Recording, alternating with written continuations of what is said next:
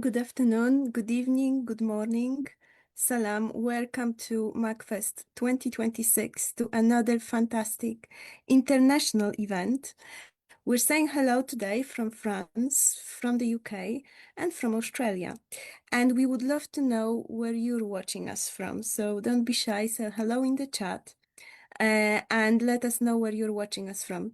Also, if you have any questions or you'd like to share any thoughts throughout the event, please put them in the chat for us or in the Q&A portal, and we will pick them up probably towards the end of the event.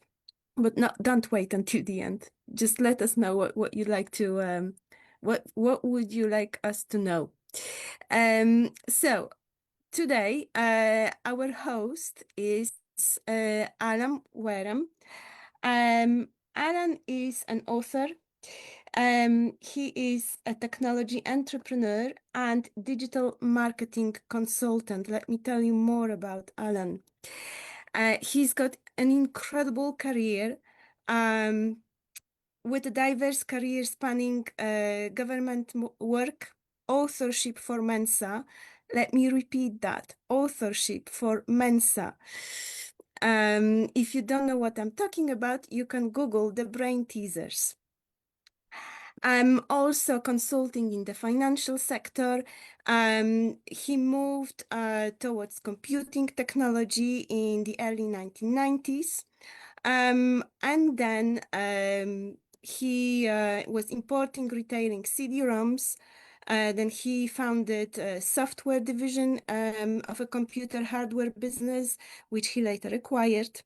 And then as Google was gaining momentum, he recognized the shift in the market. And he moved from the hardware towards the software. And that led to creation of web design hosting company in the UK. And he very quickly grew his reputation. And within 3 years, he set up a second web design business in Singapore, would you believe? And he established a presence in Asia, and he continued to serve clients across the UK, Europe, and North America. And this international expansion allowed him to tap into new markets, broaden the company's reach. And his clients' portfolio include huge organizations like the United Nations Association, Subway, BBC, royal families, major TV channels. Yet the core of his business has always been supporting the sole traders and small to medium enterprises. Also, Alan is the 99th president of the Manchester Lit and Phil. That stands for the Manchester Literary and Philosophical Society.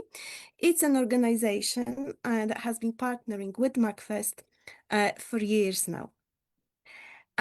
Before I hand over to Alan, I would just like to welcome our special guest, Samir Malik, one of the judges on the panel of MACFEST Muslim Arts Awards. And also, Samir will be hosting his own panel with artists on the 30th of July. More details are on Eventbrite. You can register and watch that event with us. So over to you, Alan. Good morning, good afternoon, and good evening. Welcome to MACFEST here. It's such an honor to be hosting this panel for MACFEST, and one of the things about MACFEST is not just the diverse range in participants, but in the diverse range of people viewing these seminars, and also the diverse time zones across the world. It's interesting how some people will make the effort to get up at 2 in the morning, and I really appreciate that. It does make a huge difference. First of all, I'd like to introduce James Trevelyan, who's going to be giving a presentation for the next 20 minutes or so. Now, James is an engineer, he's an educator, researcher, and recently a startup entrepreneur. James invented Coolzy, which is a new energy-saving, low-emissions air conditioning technology for a global market.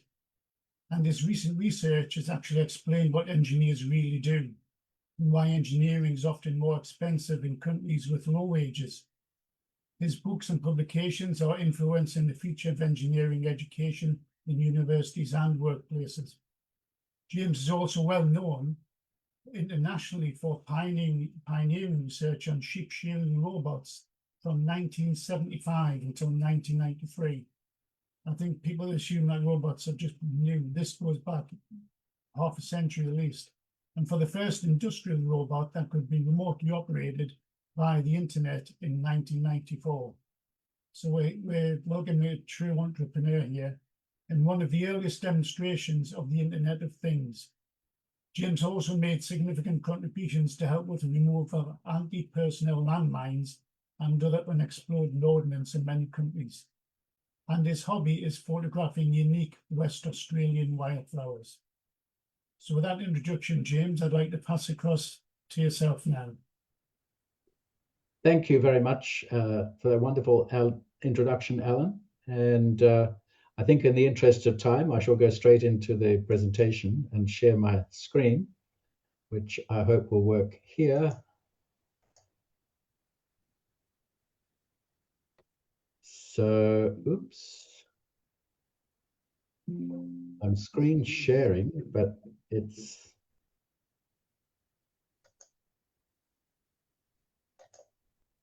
Okay. Everyone see that? AI and creativity. All right, let's get into this. Well, sorry about that. Okay, I'm going to start by asking the question, what is artificial intelligence? And I like to tell people that artificial intelligence is really artificial incompetence unless proved otherwise. But the term originated in 1956 at a conference on the science of teaching machines to mimic intelligent human behaviors. And I'd like you all to remember that that idea of mimicking intelligent human behavior. AI systems are taught and trained using computer programs that learn and adapt. So the history of AI goes back to about 1950, and Alan Turing published Computing Machinery and Intelligence. And Alan tells me that Alan Turing was in fact a member of that esteemed society that he is now the president of. Of course, in 1956, the term artificial intelligence was proposed. In the 1960s, confidence reached a peak, and the promise of machine intelligence became widely publicized. And there's no better illustration of that than the chatbot Eliza. Those of you who think that ChatGPT is something new should read about Eliza. People even forecast that psychiatrists and counselors would be rendered obsolete by that technology. In the 1970s, there were predictions that by 1995, factories would be entirely automated with robots. And that was followed by the first AI winter of disappointment. The promises simply evaporated. People got frustrated. Funding went away. And in fact, in the UK, the government said, well, we're so far behind the rest of the world, there's no point in even trying. The 1980s, interest was reawakened with the idea of expert systems and list processing machine. And in 1989, of course, our robot demonstrated completely automatic shearing of a whole sheep. And once again, there was a wave of optimism. But then there was a second winter of disappointment because the promises of robots didn't eventuate. And I'm sure if you look at any factory today, you won't find that many robots. Yes, in a few car factories, there are a lot of robots, but elsewhere, they're hard to find, even now. In the 1990s, there were early experiments with artificial neural networks, but funding was hard to obtain and progress was slow. The next breakthrough was, in fact, anything but. It was like a fluke, really. IBM produced this incredibly fast computer, Deep Blue, and it defeated the chess grandmaster Garry Kasparov, but using very simple algorithms. It just used brute force computation to search for the best move. It wasn't really stunningly intelligent.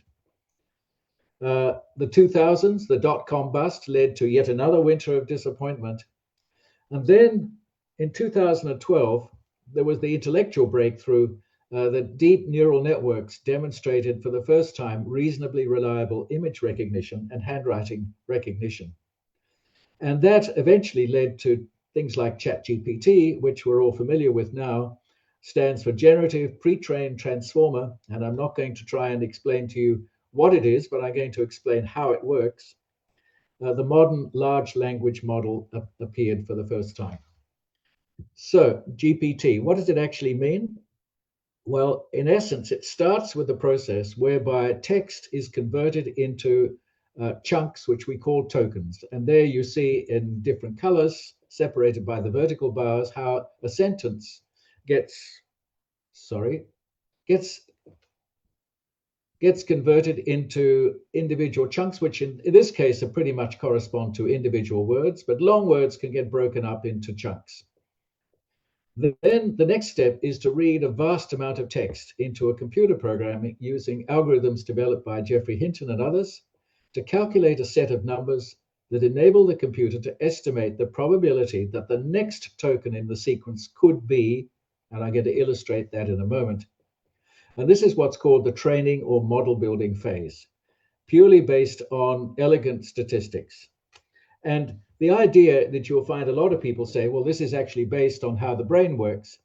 It's based on a very crude interpretation of how neurons were thought to behave about 20 or 30 years ago. We now know a lot more. So let's have a look at an example. And in this case, I'm going to take that same sentence, which is a sentence I chose at random from the novel The Slaughterman's Daughter. But Novak gives his deputy a cunning smile. So we ask, in this case, I ask Claude, what words or phrases come after that? And what's the rough probability? And you can see that the highest probability is simply given to the word and. That's in the table on the left-hand side. So we've got other possibilities in decreasing order. What do you think actually came next in the novel? It's actually he at the start of a new sentence, none of the above. But what the large language model is giving us is the probability based on all the texts that it's been instructed to ingest. And it was really the presence of the internet that gave the companies developing these models access to huge volumes of text. And of course, as we all know, not all of that was necessarily obtained fully legally. Now, what is generative AI? Well, it's only a very small step from what we've just seen. You, a human, you provide a prompt to the large language model. That's what you type into ChatGPT or Claude or Perplexity. Then the large language model calculates the most likely token that comes next, and it adds that token to the end of the prompt text. And it repeats steps 2 and 3 until something called a pause token is encountered, indicating the end of the current sequence of tokens. And then it prints it out. That's all. That's all there is to it. Conceptually, a very simple process. So here's an example. This is one possible result. So I fed in the sentence, but Novak gives his deputy a cunning smile. And this is what Claude produced in July a few days ago. Of course, there's no guarantee that you're going to get the same text more than once, but here he goes. And sighs, the kind that never quite reaches his eyes. He leans back in his chair, letting the silence stretch a beat too long before he speaks, and so on and so forth. And you can allow it to continue as long as you like. So I hope that explains to everyone what a large language model is and what generative AI is. You know, in spite of all the hype in the news media, that's really all it is. Now, there are some very important caveats I want to emphasize. The first is that this is entirely machine-generated text based on the average token probability. These machines are very good at averaging the text that's out there.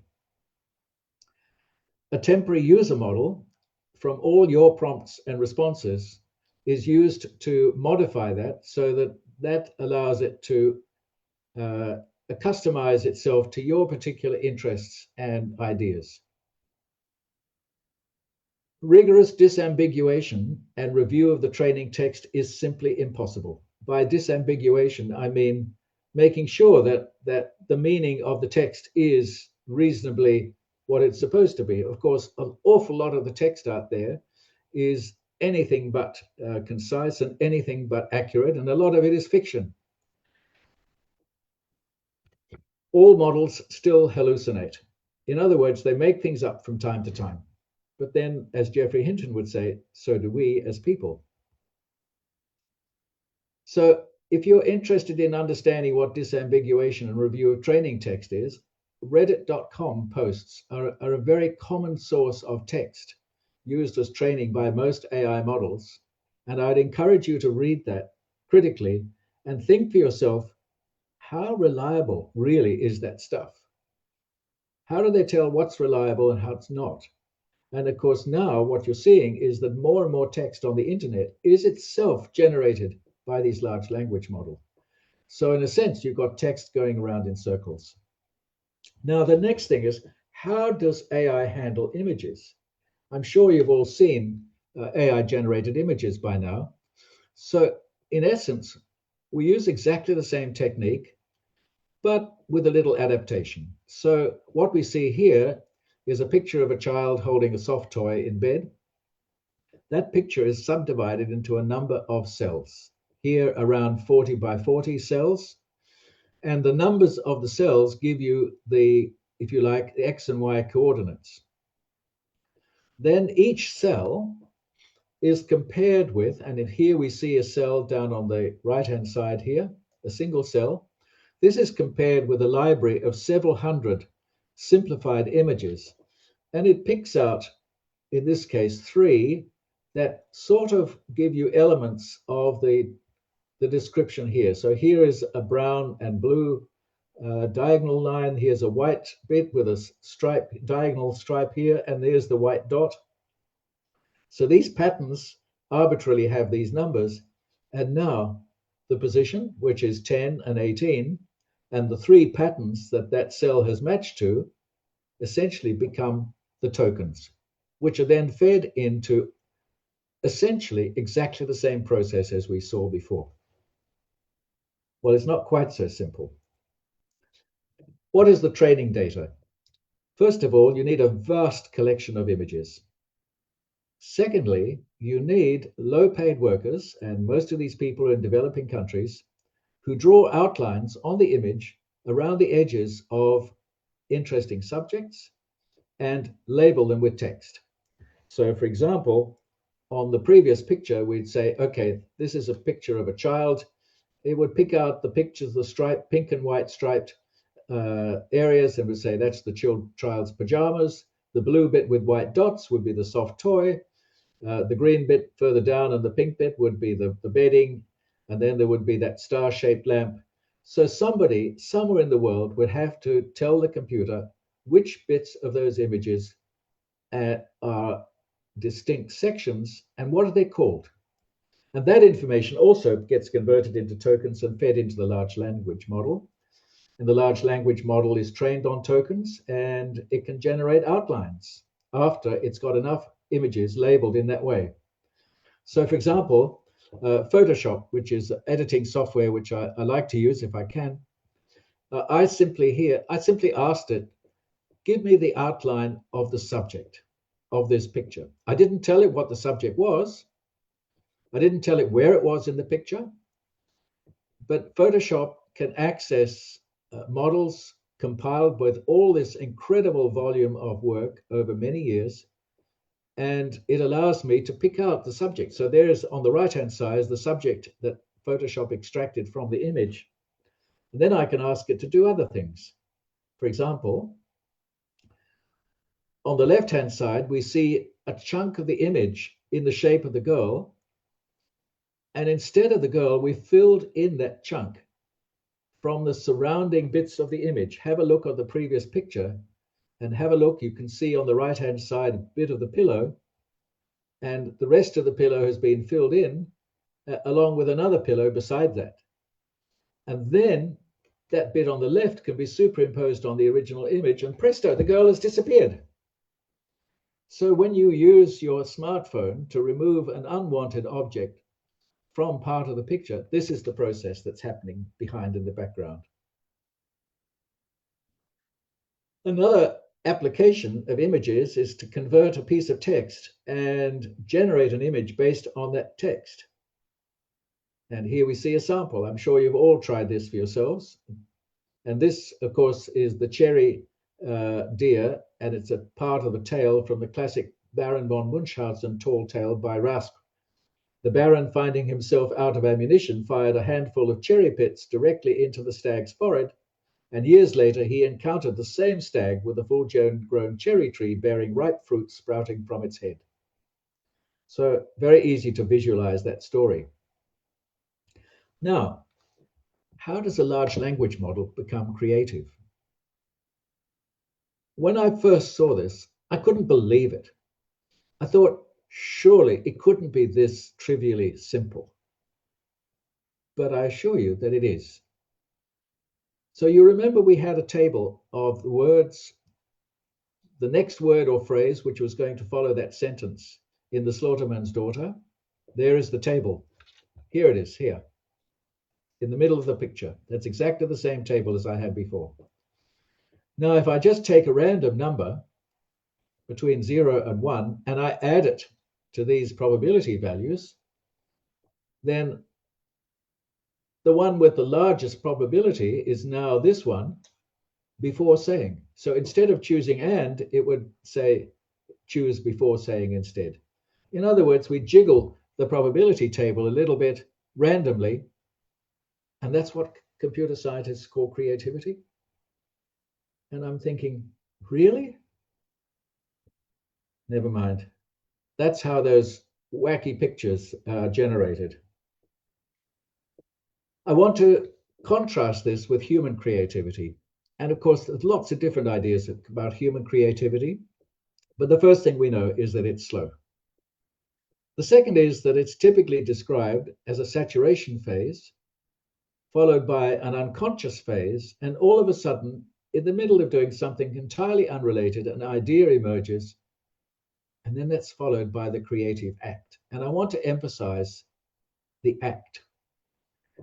So one illustration of this came when I was interviewing engineers to understand more about what it is that engineers really do, which might sound surprising since I am one myself, but never mind, I did that. And one engineer described the design process to me. He said, I start with a vertical line and everything comes from that. Now, isn't that interesting? He didn't know what he was going to produce, but he started with a line, and once he had the line drawn, then things started to build on that. And here's an example of work by Sadiq Khan, and I'm sure many of you would have heard of Sadiq Khan, the very famous artist and calligrapher from Pakistan. And those who saw him work would have seen that ideas emerged as he was working. He didn't know necessarily what he was going to end up with. He had an idea, but then it grew. And in essence, what we see here is the result of a creative act. It's not that he had every detail of that all planned out in his mind before he started. And I'm sure if you see artists working, or even if you talk to them, Sam, I'd be really interested in your comments on this. Do you really understand what you're going to produce when you start? Maybe some artists do, but when I'm creating something as an engineer, I definitely don't think that way. It emerges as I start to put things down on paper. So I want to finish by talking about some of the limitations of AI. And I want to remind you that AI essentially, all it does is it mimics intelligence. And I would still argue that all we've been able to do with artificial intelligence is simply to mimic aspects of what we associate as the behavior of intelligent people. So just as an example, everybody pretty much knows what's safe to sit on. But try programming that into a computer. We just don't even begin to know how people can instantly figure out that something is safe to sit on. humanoid robots, and I'm sure you've probably seen some this year particularly from China. They can run, walk, and dance, but they still can't do anything useful. Can a robot come into your home, go to the kitchen, and start loading the dishwasher? That's a figment of science fiction imagination, at least for a few decades, I suspect. And an interesting observation. So, here I am, both understanding what lies behind artificial intelligence, but also using it myself to sell our products. And one of the things I've noticed is that digital advertising, which after all is what's made these companies like Google, Facebook, Meta, and others so incredibly rich, it's starting to weaken. Its effectiveness is starting to decrease. And so the question in my mind is, are we headed for another winter of disappointment? There's some very common misconceptions, which I like to draw attention to. The first is the idea that knowledge and information are equivalent. Well, no, they're not. So a common definition of knowledge is what we have inside our heads. In other words, something like true, justified belief. Information, pictures, words, stuff that we see online. The world is awash in information. And it's awash in knowledge, but most of that is locked up inside people's heads. So when people say AI provides access to all the world's knowledge, I shake my head in disbelief and say, no, AI might provide access to some of the information accumulated by the world, some of it, and probably a fairly small proportion. But most knowledge is locked up inside our heads. And it's really hard to get people to write it. And what they write is often not really what was in their heads at all, but some confabulation of what was in their heads, what they thought would look nice. And that's what these artificial intelligence models are trained on. So when you think about it, these AI models really are not really accessing the world's knowledge at all. They're accessing that bit which A, somebody has been bothered to write down, and B, has made available. So much of the world's knowledge that's written is locked up in corporate and other government data and government databases and is not accessible by these systems yet anyway. But is it useful? Sure. One of the reasons why you're seeing so much emphasis on AI and people are saying, oh, it's changing the world so rapidly, is because of the extraordinary success over the last couple of years in getting AI systems to construct computer programs. And I would argue that that builds on the unique psychology of programmers who have been, they like to display their prowess as programmers by putting the really neat bits of code that they've generated or they've created themselves, they put it on vast repositories. So it's available for everybody else to use. And people come along and say, hey, no, that bit of code is not quite right. It needs correcting and so on and so forth. So these AI models are building on that vast library of software code, which has been accumulated. Now, if you talk about mechanical engineers, for example, we don't do that. Mechanical engineers often come up with really amazing ideas, but we don't put it on public databases. In fact, our employers would get pretty upset if we did. So you can't necessarily think that the same thing is going to happen in every other field, because without that vast quantity of data, these systems are no good at all. They need a massive amount of data to learn from. Medical diagnosis assistance, yes. Radiography, yes. Again, that relies on lots of people, low-paid workers in developing countries, looking at X-ray pictures and pointing out the bits so that the systems can learn from that, as I explained with images before. Fixing spelling and grammar mistakes, sure. Answering simple questions, yes. Improved internet searching, yes. Translation, provided you get rid of all the colloquialisms and other sort of ambiguities from the text. Translation quality is excellent. Image and movie generation, yes. Well, movies for short sequences that are quite useful for some kinds of ads, and of course for scientific research. Yeah, sure, there's lots of uses. I'm going to finish with this same famous saying, good artists copy and great artists steal. The saying was attributed to Picasso. And I simply asked Photoshop to generate an image with Coolsey, that is the air conditioner which I invented, so cooling a tiger under a tree. Well, the only trouble is that that's not Coolsey. That is a generic portable air conditioner. And here is Coolsey. It's a lot smaller and looks totally different. So why can't it figure that out? Well, for whatever reason, AI's image generators don't understand what a Coolsey is, probably because there's not enough material out there yet. So there you have it. There are definitely limitations, and you've got to be careful with what comes out of the computer. And that old saying, garbage in, garbage out, applies equally to AI as it has done for computers ever since Alan Turing helped us invent them in the 1940s and 1950s. Can Claude write like Fez Ahmed Fez? I thought this would be worth a try. So after an initial attempt, all in Urdu, we asked for an improved version. And I told Claude this. I said, Fez actually used combinations of Arabic, Persian, and Urdu words. And here I have to say thank you to my wife, Samina, who helped me phrase this. And he did not specify the gender of the beloved. Often the beloved was a figurative reference to a lost attribute of a society that valued humanity, such as justice for the poor.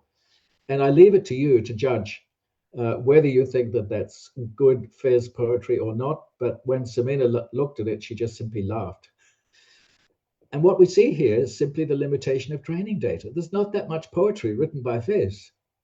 So these systems are remarkably good given the relatively small volume of literature available.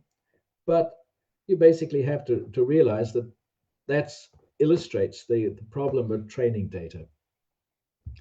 So if you want to learn more about AI, I suggest you put these three names in your notebook. Geoffrey Hinton, the inventor of DeepMind, Yann LeCun, on the need for new mathematics and physics, and he predicts an AI winter to come. And Marcus de Sotoy in Oxford gave a lecture on the creativity code, how AI is learning to write, paint, and think. So you might find that he has a different view from mine. I'm quite happy I think it's very important that we share different ideas about what this is all about.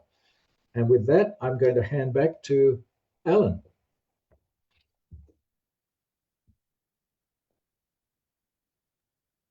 Thank you, James. That was a fantastic I have to presentation. stop sharing the screen, don't I? Okay, I said, thank you, James. That was a fantastic presentation. I think I now have more questions and answers, and I could use AI to try and solve them. But as you're here, I might as well ask you in person. I get the feeling that AI is marketed to a certain extent, that everybody has this impression that AI is more advanced than it is because of the way it is delivered to the public in general. I mentioned we spoke this last week. I was saying if I'm driving towards Manchester in the car will start talking and say, the destination car park that we're going to, it's quite busy. Would you like to find me another one? Because it has that human voice, you feel it's more real. It's the same with Alexa or anything like that. But at the end of the day, for what you're saying, it's just basically ones and zeros. It's come down to digits and learning. Now, what is the difference between you have a human artist who grows up, they absorb knowledge, they have lots of influences. It's the same as a computer taking all this data. What is the one thing that's missing, do you think, from AI that makes it different from the human? Well, there's quite a lot of questions in there, Alan. Yeah. So first of all, of course, I should remind everyone that there is the idea of the Turing test. Yes. So Alan Turing himself came up with this idea. And he said that if you put a person in a room with in those days, of course, a teletypewriter, and that person conducts a conversation in text with something on the outside of the room, the question is, can the person inside the room tell whether they're talking or texting a human or a computer. And that was the basis of the Turing test. And I think that most people would agree that today's chatbots are almost indistinguishable from human responses. Almost, I say, because I can actually, if I'm talking with a chatbot, I can very quickly work out whether I'm talking with a human or a chatbot, because I will say things like, what does an engineer do? And the chatbot comes up with pretty much the same as everybody would say. Well, an engineer is somebody who does design calculations and so on and so forth. And I'm simply saying, well, that's not what engineers do. So then I would say something like, well, and I actually did this experiment for myself. I had to as part of writing a new book. Okay, so tell me, what do we know from ethnographic studies of what engineers do? Now, only a chatbot could answer that, unless I'm somehow talking to the tiny handful of people in the world who actually know about those ethnographic studies of engineers. So, it's really what we come down to here is, does this really matter? I think what matters in the context of our current conversation, to me, is that AI today is limited to the worlds of words and images. AI doesn't have, no AI system to date has a satisfactory way of engaging with the world. And if you watch some of the Jan LeCun's lectures, one of the paradoxes he draws attention to is that while large language models are very good at predicting the next word in a sentence, which is fine for most of us, you're autocomplete when you're typing on Microsoft Word, but it's hopeless at predicting what happens next in a video. And why? Because words do not convey the physical world. They are a highly abstracted version of the physical world. And when it comes to the creative act, and Sam, this is really where I'd like you to come into the conversation. The creative act of an artist involves the movement of hands. The eyes watch what comes out of the hands. In other words, it's the physical act of actually creating something, which is so totally different from what we see labeled as creativity from these AI machines. I So agree. I'm going to pass the word to Sam. Can I introduce Sam first?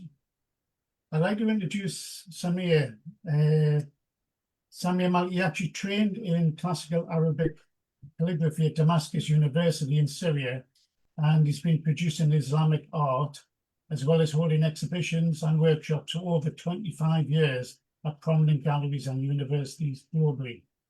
As an artist, calligrapher, and graphic designer, Samir's been commissioned and worked with international organizations, as well as universities, galleries, schools, private clients, and business worldwide, including royalty. He's a pioneer of the revival and reinvention of Islamic calligraphy in the West and has exhibited internationally. His art, designs, and photography have been featured in periodicals and books, alongside frequent appearances on television and online. So before I was going to ask a few questions, I think it's better if we see some of Samir's work. So if you'd like to show a few slides and give us a few minutes presentation of examples, I think this will frame the questions much better. Over to you, Samir. Thank you. Thank you for the introduction. Yeah, this has been a fascinating and wonderful presentation, James. Thank you so much. What really, really occurred to me, because I've been wrestling with this whole AI thing for the last 5-6 years, and I've seen its usefulness, but as an artist, as a calligrapher, what I realized, it always reminds me of this old saying my mum used to have, where knowledge is knowing the rules, but wisdom is knowing the exceptions. When we're feeding these LLMs or large language models or the AI system, we're feeding it the rules, so it knows how to play within the rules. But creativity, whether it's art or literature or theatre or engineering or whatever, you always look for the exceptions. But it's fascinating that when James spoke about artists starting with a straight line and not knowing. I mean, I found myself very comfortable in that space over the years where I feel something, but I'm not sure. And so I create out that feeling, and that feeling arises through the process. Whereas AI, you feed it a prompt, which gives it specific instructions to create something very specific, which you know from the beginning. So it's been fascinating. I had a client recently I designed a logo for, and they kept sending me endless drafts from ChatGPT, which really, really it started to irritate me after a while. And I asked them, can you actually, I mean, just use ChatGPT for your design? It's fine, if you're happy with it, I want you to be happy. And you print these out large or use them? And he said, no, but they're just ideas. So I kindly requested him to cut down on sending me 35 different draft samples every day on ChatGPT. And he was actually using my hand-done calligraphies and designs to actually, empower them, the way he phrased it, to create through ChatGPT. But he realized very quickly that there's two different processes involved with the actual artist creating, or AI or ChatGPT or Photoshop creating something. And I find myself comfortable with that right now, because but it did get irritating or a bit confusing after a while. I realized we are still navigating this this new landscape we found ourselves in. It's crazy. I'll share a very, very personal experience with AI. My mum had a stroke. She passed away a year and a half ago. In the last 2 weeks before she passed away, she was non-verbal and she was not able to move her limbs. We got tests done, we got x-rays, the doctor came and gave the results, and I was trying to explain to my mum what the doctor had said, and she mumbled something we couldn't understand. It took us 2 minutes to realize that what she was actually saying was, use ChatGPT.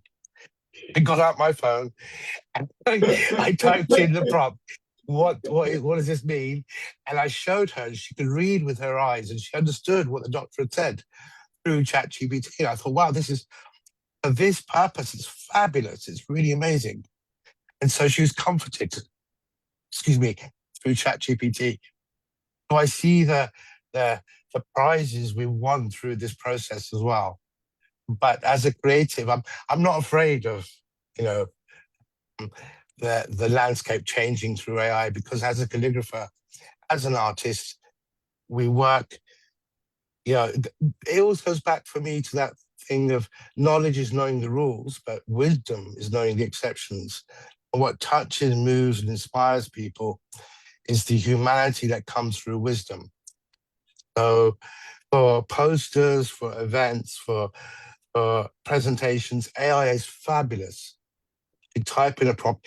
I teach a lot, and a few times I've put in a prompt, give me a year 8 lesson on Rembrandt, including examples and links, and I'll have the whole lesson plan within 3 seconds on my computer.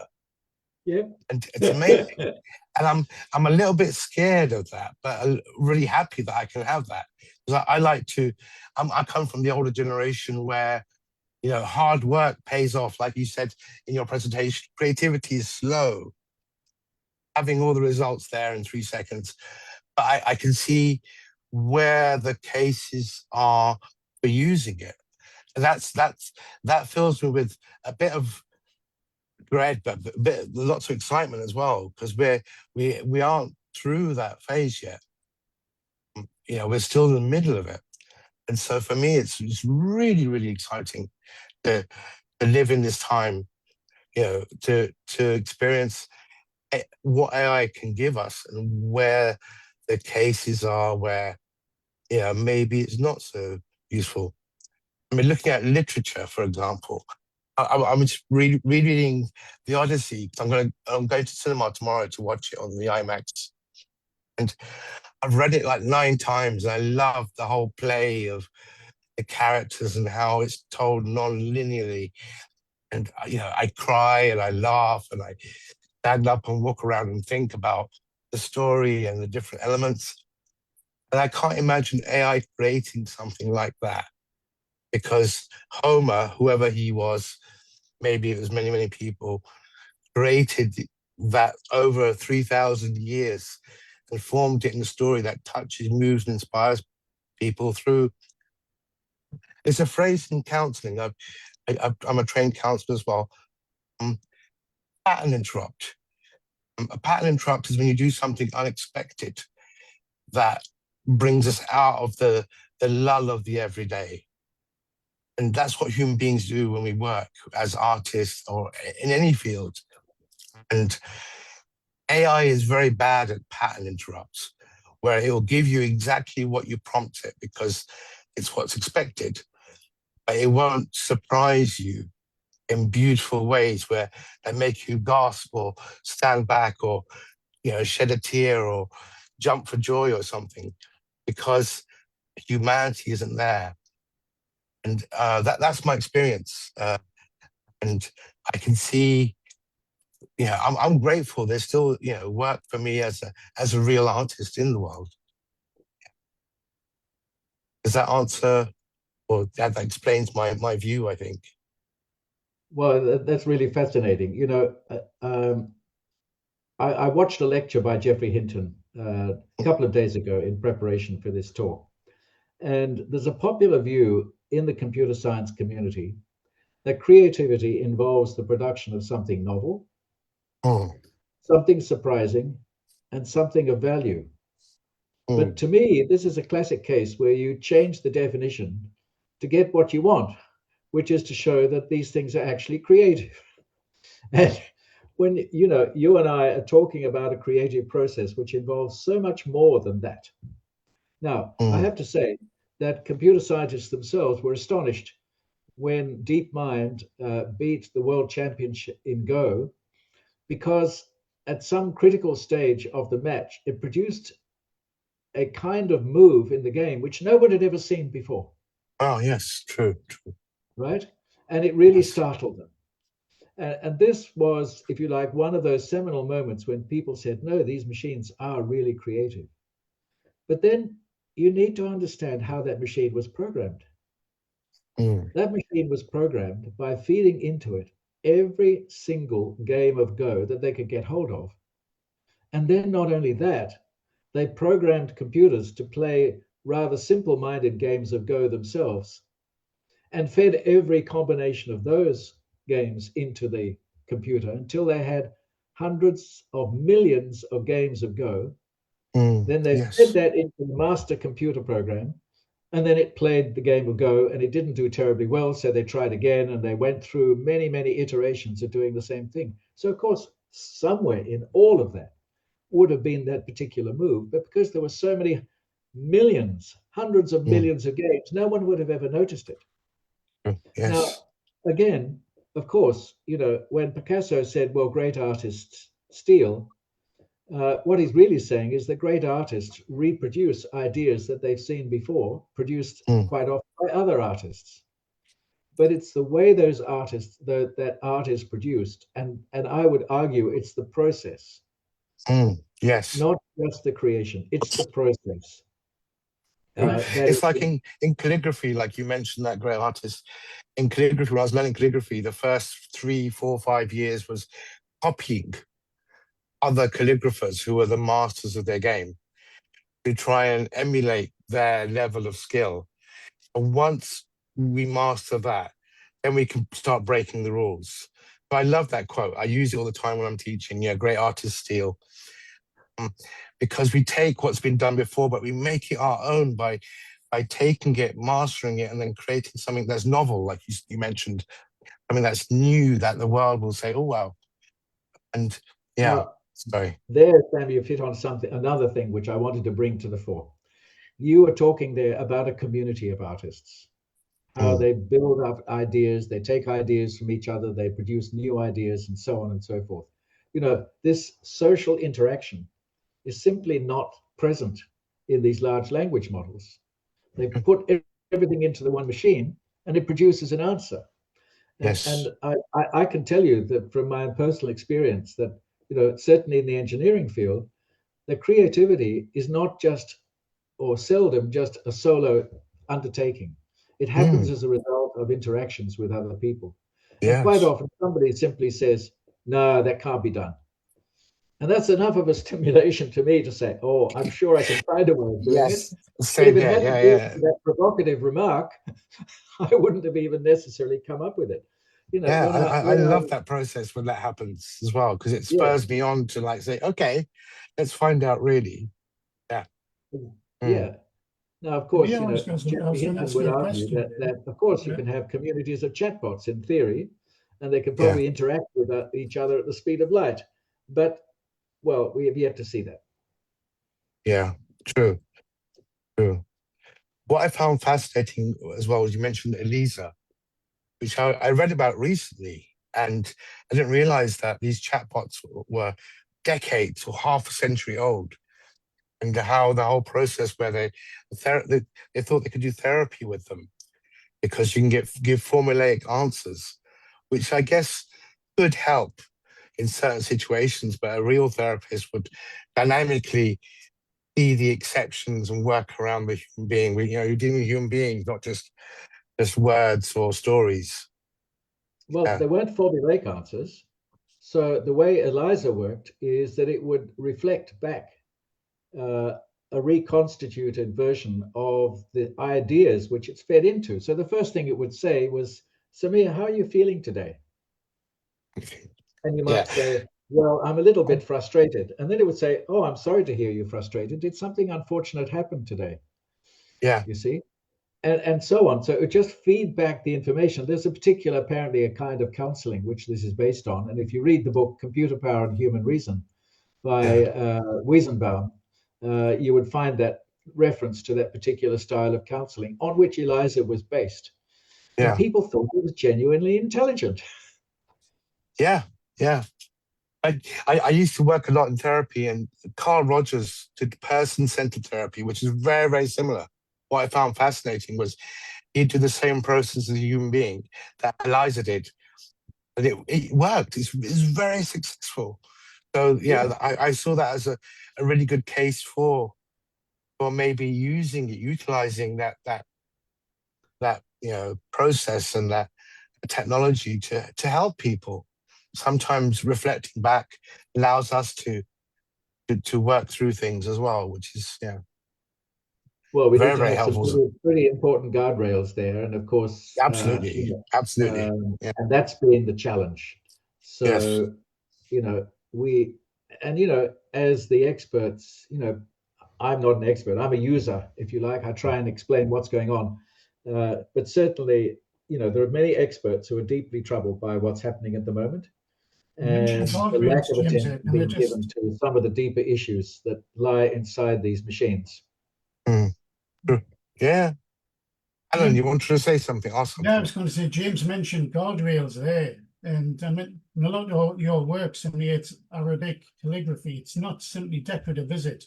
The words Mm. themselves can carry sacred, poetic, or historical significance. Absolutely. So what happens when AI treats calligraphy primarily as a visual pattern rather than meaningful language?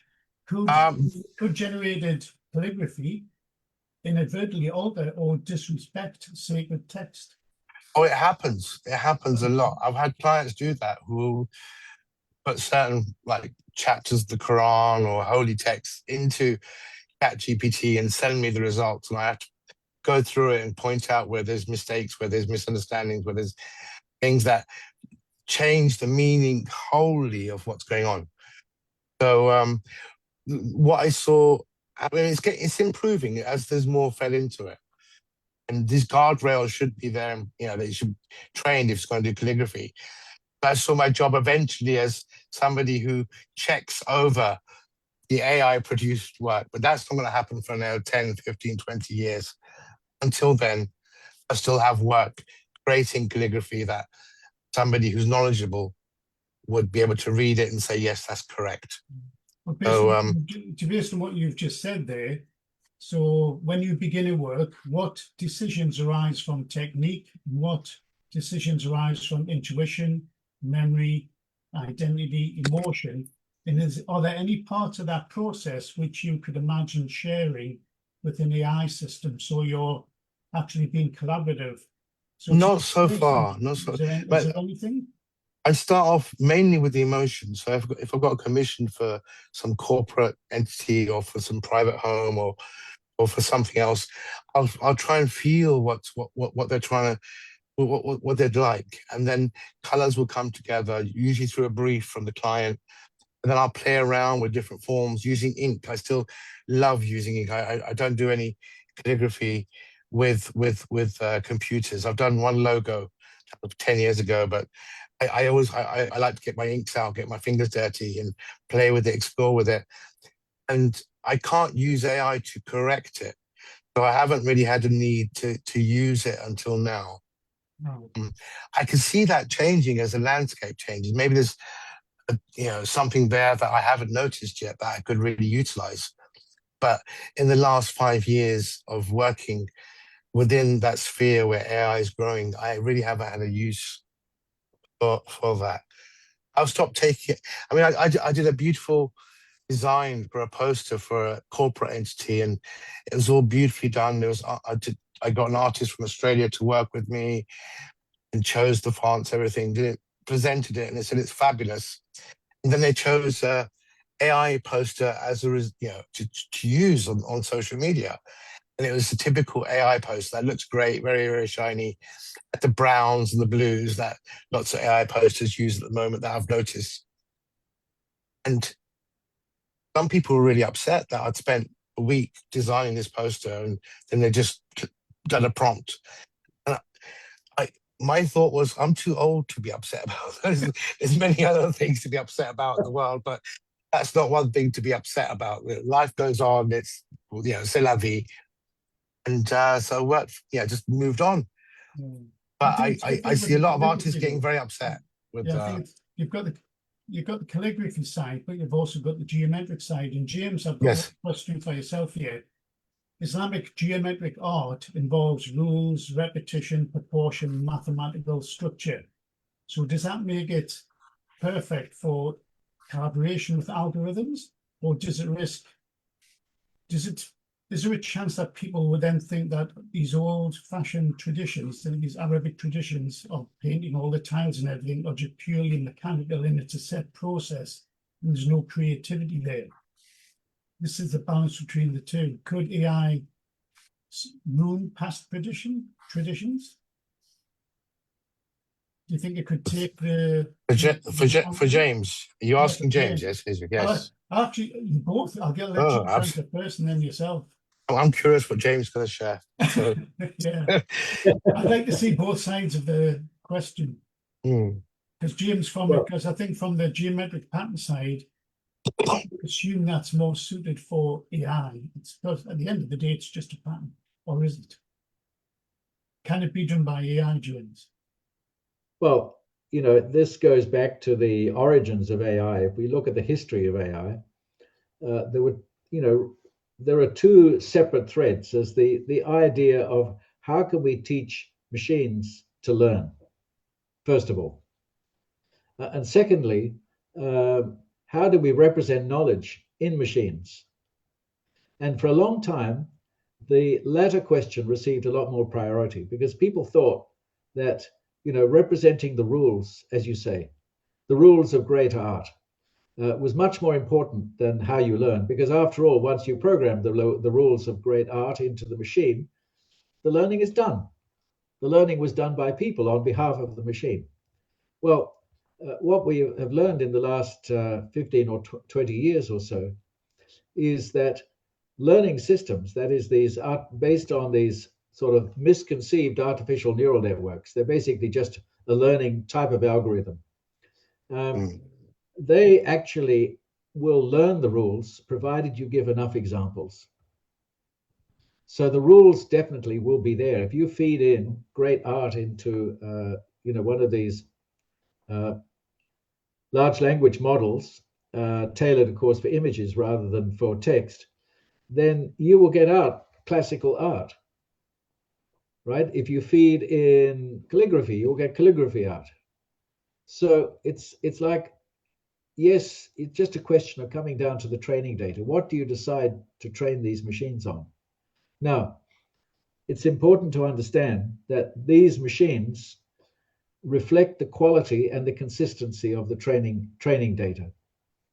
So if the training data itself is biased, then you'll get a biased result. And this, of course, has been well documented, that, for example, in facial recognition, that most of the facial recognition systems around today do a much better job with European faces than they do with faces of people of color. And that's because the training data has a preponderance of photographs of people with who have white skins, and typically North American. But AI is not the only place where we see biases like that. The whole field of psychology, 95%, probably more, of what we know as psychology research reflects experiments done on undergraduate students in North American universities. And that itself is an enormous source of bias. So bias is something which is, if you like, innate in the way that we operate as people. I think the big weakness of AI systems at the moment is simply the fact that they work with words and images and have no context with the physical world. And if you think about how we learn as people, we learn as babies. We interact with the world and with each other. We know, for example, that babies who are brought up in isolation don't develop. That social contact is absolutely critical. So, unfortunately, you'll hear people saying, well, computers will outperform people at intellectual tasks. Well, fine, but we're more than intellect. And so much of the discussion that passes for, if you like, expert discussion on AI is actually, limited and vacuous when it comes to this whole dimension of social interaction. And I don't know whether that has to do with the fact that people who spend a lot of their time interacting with computers maybe spend less time interacting with real people. But it's quite noticeable when you start listening to some of these lectures that the whole world of social interaction is something foreign and definitely interacting with the physical world. Samir, from the other side, do you think using AI can enhance these geometric patterns, or could actually weaken the tradition? It could go two ways. One of my favorite artists is a fabulous gentleman called Eric Brough. And he's the pioneer of geometry, bringing it out into the world. And he's written books. He does lots of amazing projects. He tried with AI a couple of years ago and pointed out where there were glaring mistakes when it's like something would feel off in little parts of the geometry where it didn't fit perfectly together. So these parts would take a geometry artist maybe months to resolve and to make perfect and fit together. But through him, I realized that we're not there yet. We're a long way along the way to get there with geometric art, but we aren't there yet. But I think the more geometry that's fed into the models, the more refined it will become. And and maybe in the next few years we can just type in a prompt, 6-star, model of this and that geometry, and it will produce, perfect. Because it is geometry is a mathematical model which based upon numbers and all figures, but the experience isn't there yet, because Islamically geometry was developed over the last 1,500 years, 1,400 years, and has produced things that are just fabulous. It creates space and feelings that any computer can't do. But that I believe that time is coming. I don't like it that it's coming, but it's also exciting because I can just put in a prompt and just do it. My geometry and my art is all done by me, or has been photographed in mosques around the world, where I've taken the photographs and used Photoshop to integrate them. But so we're not there yet, but we will get there. You mentioned using a prompt. Yes. How much input do you think that the artist has to have into the AI so that the artist can still claim it's his own work or her own work? I think the artist has to know at least a good basic foundation of geometry. So to be able to prompt properly, has to know the different forms, has to know how they interact, has to know the names of certain styles and how they extrapolate into other styles. So that foundation has to be there. You know, like 30 years ago, I spent 2 years studying geometry and sacred geometry with a compass and trying out all the patterns and everything. And that's been invaluable for me as experiential thing to see how space figures in my art. So would you And tag so, AI as a tool, as more like as a brush, yes, so that you actually work with it? So do you see it as a threat or something to replace? I'll give you one example. As I yeah, mentioned before, my father was a sign writer years ago, and he used to yes, hand paint all the signs. It took from when he was 14 till he was 21 for his apprenticeship before they yes, let him loose on signs. Then everything was done by hand. If you want yes, something to look like marble, he would use a feather to make it look like marble. It was yeah. all skill. Now that can be done by AI, but if you're using AI to generate the word, is it a tool? Is it a collaborator? And does it I generally think it is belong to the a word? tool that's replacing certain skill sets and certain abilities. It is a tool because you still need the artist or the person generating it to actually input prompts that allow the AI to know what you want. And but it's like your father, when you mentioned that if he wants to do marbled effect, that'd be done by hand, so it'd be totally unique, and the person experiencing that art would know it's totally unique or feel it on an unconscious level. In my experience, that would make it even more attractive or relatable and beautiful as a piece of art. Even if it is signwriting, signwriting is a fabulous, very disciplined skill Now that we for an mentioned artist. that, could you actually show us a few examples of your art on the screen? Could you share them? Sure. I Can we do that think now? let's I think it's see. better to see some examples if we can, so Yeah, the I audience. can. I don't know if are the MACFEST team able to do that, or shall I just show? Okay, let me just. I'm going to turn my camera around. So, for example, it's on my PC. Sorry, yeah. Now this one says God is love. It's actually from the Bible, but it's written in Arabic, and this is the curves, the lines. It's typical of my art. They actually named it Maliki style after me. Well, that one says light. So I work a lot with light, love, God, because those are things that we as human beings and me as a human being wrestle with. The colors, the forms. I mean, I guess you could put in a prompt to say, okay, make it brightly colored. That okay. There's that. Okay. I don't know if it's gone blank.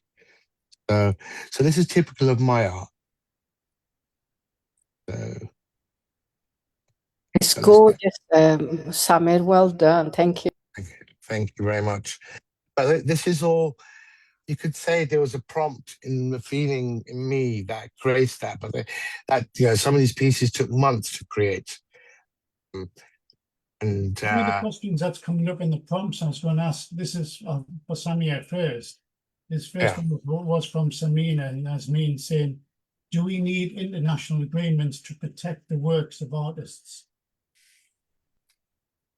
I think we're still navigating that because we're not through yet. I think we're maybe a quarter of the way through, in my personal opinion. We do need to protect people's art, absolutely. I'm not sure how compliant the different nations will be to protect these things because the AI companies are funneling trillions and trillions of pounds and dollars into the whole industry to enrich it, to make it more powerful, more efficient, and so that they're able to, in my opinion, buy out politicians who will hinder any personal thing.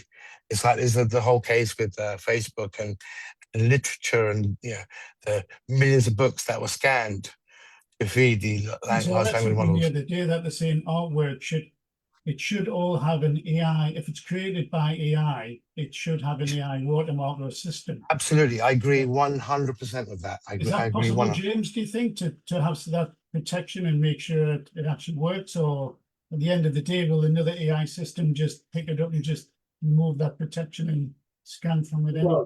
Well, you know, I'm not an expert, but it's my understanding that most of the AI image generators now do have a watermark, an invisible watermark, which is added to the images so that they can readily detect whether it was AI generated or not. So we do know the difference. And, you know, a skilled person can look at an image and say, yeah, no, that was AI, that's not, or that image was doctored, and so on. Those skills have been around for quite a while.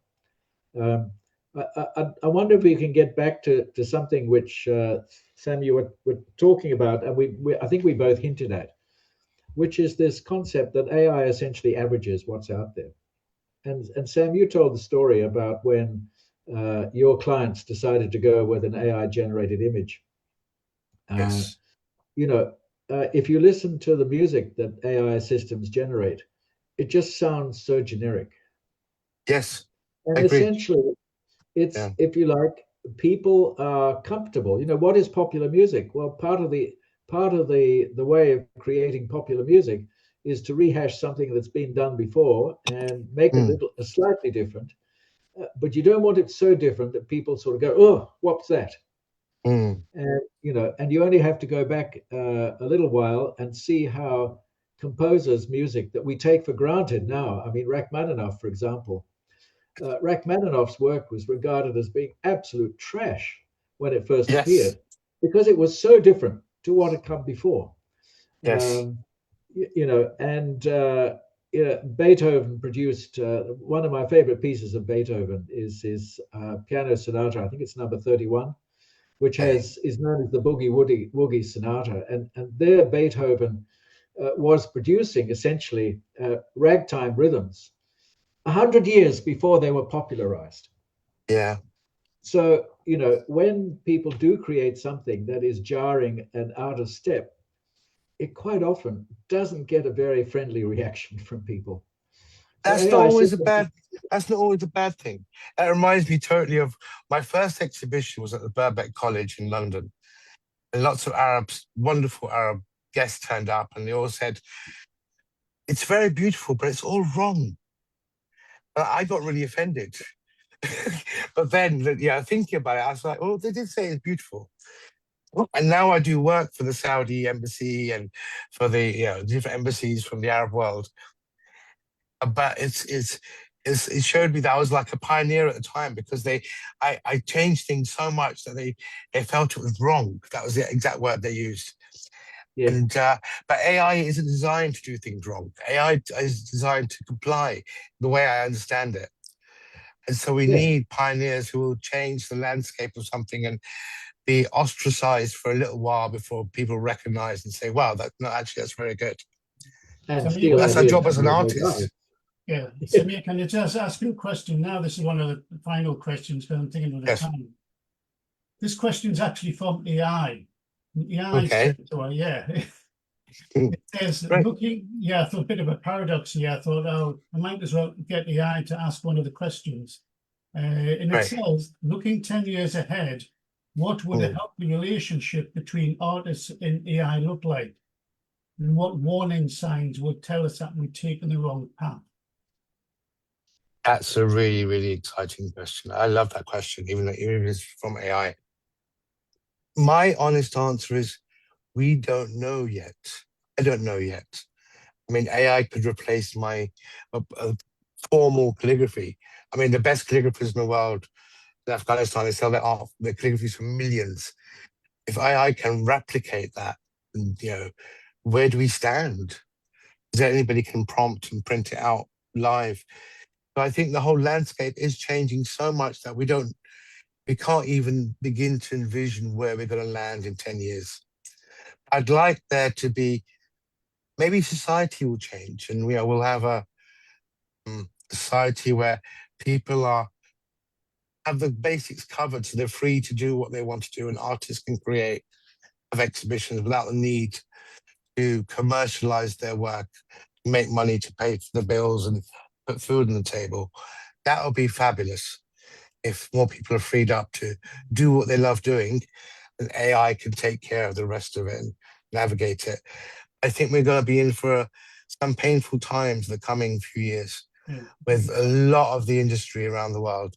We're already there with so many people being laid off because of AI, but the firms are realizing that AI isn't free, it's not cheap either. So to use AI for lots of firms, it's more expensive than actually having human beings working for them. So we're still navigating space. I've got one question here from Kaiser. Said you'd like to ask a question? Yes, I would. Yes, we've had a lovely discussion on creativity and art. As an author, as a novelist, what does it mean for me? What should I be wary of? I mean, I've heard of text being pinched, copyright infringed, all of that stuff. Can you enlighten us a bit more on this, Professor James? Well, the first thing is don't stop writing. Okay, right. The one thing that AI systems need is more and original writing to train their chatbots on. So the first thing is definitely look. First of all, keep writing. The second is that, as I said, AI systems produce text that is predictable. Real writers produce text that you can't predict. I mean, yes, surely, we've seen, what are called pulp fiction novels, where you open the first few pages and you know what the rest of the plot is. And, there's a market for that. And sometimes people like plots that are entirely predictable. But at the same time, when we start to interact with each other and you bring in this social interaction, it's the element of surprise, something different. And after all, if we're not going to advance as a human civilization, if we keep on regurgitating the same ideas, we need fresh ideas. We need fresh perspectives. We need different ways of looking at the world, because we're facing some existential issues that have nothing to do with AI, like climate change, the gross disparities in the availability of basic resources to people, and so on and so forth. And I asked the question, does AI produce a better mango? Does it produce more mangoes for people who like to eat them? Fortunately, in my family, it's a minority of me. I get to eat all the best mangoes. But seriously, this to me is there's too much focus on the, if you like, the artificial intelligence, and not enough on really what it's for. And in the world today, we've got lots of issues. For example, a lot of people worry about employment, and that's a big issue for many, many people. But at the same time, an awful lot of people worried about robots when they first came in. And I point to the fact that people thought that, serious experts thought that robots would replace everyone working in factories. In fact, there was a Japanese factory that was set up by the mid-1990s, and the top floor was entirely automatic. But visitors were never shown the bottom floor, which had all the maintenance personnel who were employed to keep the machines working when they broke down and collided with each other. So the people were hidden carefully out of sight in order to preserve the dream. Just at the moment, the AI industry is trying to suck in billions of dollars, hundreds of billions of dollars to build what they see as they're going to need. They're not going to get that money if they say, oh, look, there's some small advance on what we're already doing. We've had chatbots for 50 years. These chatbots are going to be a bit better. It's a little bit better for searching the internet than Google. No one would put up hundreds of millions of dollars for that. They have to pretend that this is the greatest breakthrough in civilization, because otherwise no one would put up the money, the huge amounts of money that are required to do this. Is that money going to be wisely spent? I don't know. But the question is, and I remember sitting on a research grants panel in the European Union and debating, whether money would be wisely spent if we backed a proposal which clearly had no merit at all. And the convener simply said, look, if you don't put a recommendation on this proposal, they'll spend it developing a better kind of lipstick. Do you really want that? Don't you think it'd be better to have a half-baked proposal that might do something about landmines rather than no funding at all? And I think that's the question. What would people do with this money? Would they use it for anything smarter if it was an artificial intelligence? I think that it's all right. we can make an enormous use of this technology if we work out how it's best used, and particularly if we use it to build real human competence as we use, and productivity. That's the crucial thing we need. We need more productivity, because that way we can release people to follow their artistic pursuits. They can write novels, they can be supported financially, but only if the basic stuff that we need, produce food, clothing, and all these other things, can be done more productively. That's where I leave it. Protecting things, I was going to say, I mean, Nima Han says that we do probably need international agreements.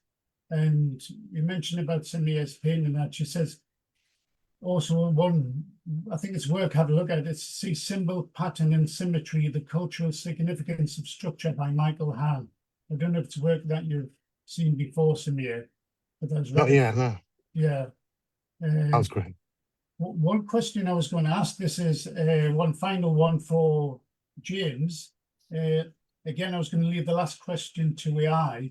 My concern was the last question when I asked Samir, AI said, tell us about have we taken the wrong path? So I don't know if it's asking questions toward itself, I'm not sure. But there's one here for James and it says, what is the one quality in human creativity that you most hope we will protect? That you most hope we will protect. So what's the one quality in creativity that we will protect from AI? Originality and shock. You know, one of the things that surprised me when I went to see an exhibition of Picasso, Picasso's drawings done in the 1930s, the first half of the 1930s. And when I saw that exhibition, I realized that Picasso had a premonition of what was coming in the Spanish Civil War. You could see it in the way he had drawn those images. Now, could he have articulated that? I don't think so. And I asked a famous art critic who came to Western Australia, who was an expert on Picasso. I asked him, and he said, no, definitely not. Picasso couldn't explain very much of what he put in his drawings and paintings, even if you asked him. So that, to me, is probably the most precious characteristic we have of creative people. Somehow creative people in their psyche can see the future. They can see where we're going. And they articulate that through their work, whether it be writing, painting, creating graphic designs, movies, and so on and so forth. And that's what alerts us to what's coming in future. You know, there's so much of what we, as engineers create is the ideas come from science fiction initially. So that's another idea. So, imagination, keep writing, keep drawing, keep producing great art. We need it. Thank you. Thank you, James, for a fantastic conversation. I think, Kaja, it's been a fantastic afternoon today because not only by myself, we've had a good rapport between James and Samir. It's been a fantastic connection. And it's not just having both sides of an argument, it's having both sides which actually agree on so many points. And you can see both sides of the fence. And I think it's not just somebody talking about it. James and Samir are both working and living with AI and using AI and seeing effects and looking at the future as well. And I think it's exactly what James said and what Samir said as well. We don't know what's going to happen. I mean, anyway, I said what's going to happen in 10 years' time. 10 years ago, we could have not have predicted where we are now. And I remember 30 years ago, one of my engineers coming up to me and saying, there's a new search engine called Google. And I says, we don't need Google. We've got Yahoo. We don't need another search engine. There's words that you do not forget that you've said. So I think thank you again for your participation today. Thank you for the fantastic answers to the questions. And I was going to thank AI, but it probably wouldn't know. So, so over to Katarzyna. Thank you. No, Thank I'll you. come in first, Katarzyna, if Yeah. that you don't mind. I'll hand to you in a minute. First of all, thank you so much, Alan, for superb hosting. You've been fabulous. And I'm so glad we made it with Samir. Thank you, Samir, for joining in. Sure. Without this conversation, it just wouldn't have been the same. So I'm really delighted we've had that 3-week conversation. And above all to James, dear James, amazing topic. It was you who suggested last year. You said, Kesra, a topic on AI. And I thought, AI? I said, link it with creativity and then we can. And I can see such a huge topic. It really is. And some of us are totally new to it, like myself. Others are more knowledgeable, but it's a thing that creative people have to address. No doubt about it. So riveting conversations. So thank you so much for that. Now for my attendees, my goodness, thank you so much for giving us your Sunday again, your weekend. You've got one more week to go. And I especially wanted to plug 2 events coming up. We have one is Tuesday and one is Monday. Monday, if you're living in the district of Bolton, we are going to be at Bolton Octagon Theatre, and they are sort of having an event focused on East is East, which is an amazing film, as you know. And we're all going to be there. So please join us. The link is on our Eventbrite. And the other one, particularly what I want to mention, was Tuesday. We've got a special event called Remember Srebrenica, in conversation with the survivors. We have 3-4 survivors who were survivors from the Bosnian War, the genocide, and we are going to have a conversation to commemorate the 31st anniversary of that genocide. And we have a very special guest all the way from America, Professor Akbar Ahmed, who was actually there at that time with the BBC and happened to record it and interview people. So please, if you're able to join us, it is at an unusual time. It's in the evening, UK time, from 7 to 8:30. So if you're further afield, like Australia, it might be more difficult for you and you can watch it later. But for those of you in the US or around Europe, please join us, because you really need to hear the stories of these amazing survivors. And the theme this year is We Are Here, a positive theme. So thank you so much for being with us for MACFEST. Now I'm going to hand back to Katarzyna, who will remind you more about other things. Thank you, Katarzyna. Thank you so much, Kesra. For those who don't know, Kesra is the founder and executive director of MACFEST. Alan, thank you so much for wonderful hosting. Thank you for showing us the capacity of AI, giving it a chance to take part in the event. Thank you, Professor, for an amazing presentation. We had a question from the audience if we could have access to your PowerPoint. I said that the event is being recorded, but if we could have access to it, if we could plug it somewhere with a link or send it to people who can request it via hello@macfest.org.uk, we would be very grateful. Thank you so much. So I've Yeah. sent you the link. I have sent you the link by email, so you can freely distribute that. We will put that link to your presentation together with the video on MACFEST YouTube in the description. So those of you who would like to see it, you will be able to. Samir, thank you so much for being here. Another wonderful international event. We talked about the capacity of AI, but also about the difference between humans and the artificial intelligence and the difference between us. And Samir beautifully rounded it up that it's the wisdom and knowledge is knowing, wisdom is doing. Samir talked also about the creative process. He talked about it before in his previous event, which you can watch on MACFEST YouTube. It was an event with the award winners, Muslim award winners, and he's going to have another event coming up on the 30th of July with other artists. So I really hope you will be able to join to watch those events. Thank you. Thank you, Kesra. Samir, do you want to mention that event? Absolutely. Thank you. Thank you for the opportunity. How do I say this? There's an old saying that we're all walking each other home. That's all we're doing. But as we're walking each other home, we can assist each other, help each other, guide each other. So we set up this opportunity for artists who are established, and also artists who are not yet established but want to know how this whole art scene works, to just have conversations online, to support each other, to share wisdom, to ask really, really pertinent questions, because questions are really important these days, more important than ever, I feel, especially with AI.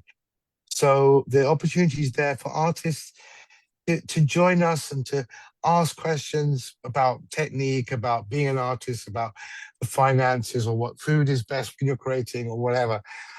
And just, to work together and support each other. So I invite artists to come online. Even if you don't call yourself an artist, please join us. And because we need more artists. We need so many more artists. We need to paint the towns. So please join us. Thank you. Thank you so much. 30th. Back to you, Catherine. 30th of July, yes, we will be talking more about Muslim Artists Network. That network is open to international artists, so we hope you will be able to join us also for future events. And yes, Samir, it's so interesting. We've got all that wisdom, and yet, without interaction with each other, we as human beings, we don't do things. We hold back. We procrastinate. AI doesn't procrastinate, does it? True, that's a good point. Things. Very good point. My God, yeah. We have to procrastinate and giving it prompts. And then Okay, everyone. So we will be doing that through the Muslim Artists Network and the related events. So thank you very much for today, and I hope I'll see you next time. Bye-bye. Assalamu alaikum. Sure, bye. Welcome.